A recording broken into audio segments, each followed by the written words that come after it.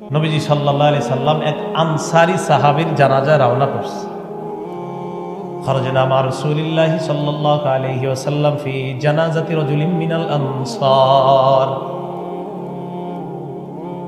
আবু দাউদের বর্ণনা।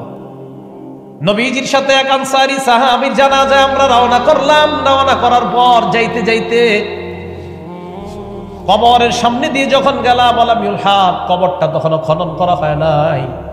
বিষয়টা হলো উত্তর পাড়ার কেউ মারা গেছে, তো আমরা দক্ষিণ পাড়া থেকে উত্তর পাড়ার ওই লাশটা জানাজা দিতে যাব। তো যাওয়ার সময় দেখি বাঁশতলায় তার কবর হচ্ছে।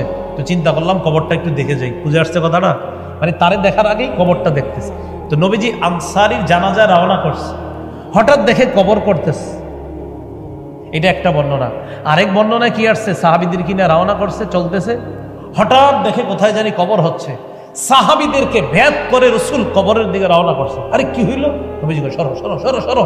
কবরের পাশে আসছে, আয়েশা বাচ্চাদের মতো কান্নাকাটি শুরু করছে। ওয়ালাম্মা ইউলহাদ, কবর এখনো খনন করা হয়নি। সাহাবীরা নবীজির সাথে।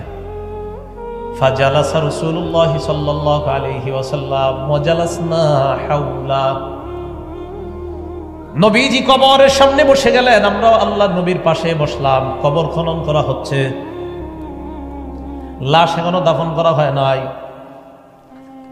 নবীজি হাতের মধ্যে একটা লাঠি, এই লাঠি দিয়ে ফিয়াদিহি উদুন ইয়ানকুতু বিহি ফিল আরদ, জমিনে এইভাবে আঁকাআঁকি করতেছে। লাঠি দিয়ে নিচের দিকে তাকায় রয়েছে, এভাবে আঁকাআঁকি করে।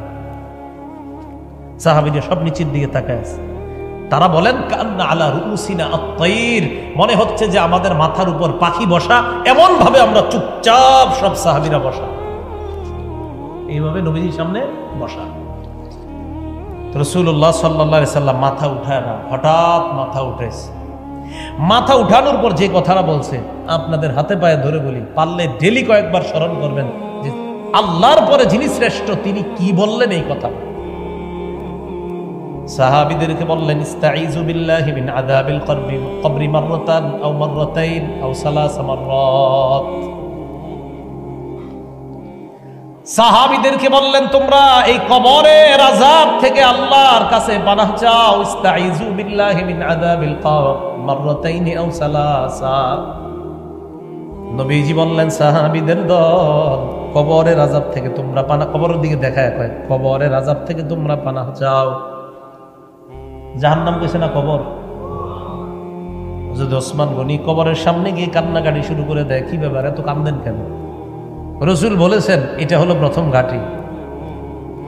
ফাইন্না জা মিনহু ফামা বাদাহু আইসার। কোন ব্যক্তি যদি কবরে মুক্তি পেয়ে যায়, পরের ঘাটিগুলো তার জন্য অধিক সহজ হয়ে যাবে।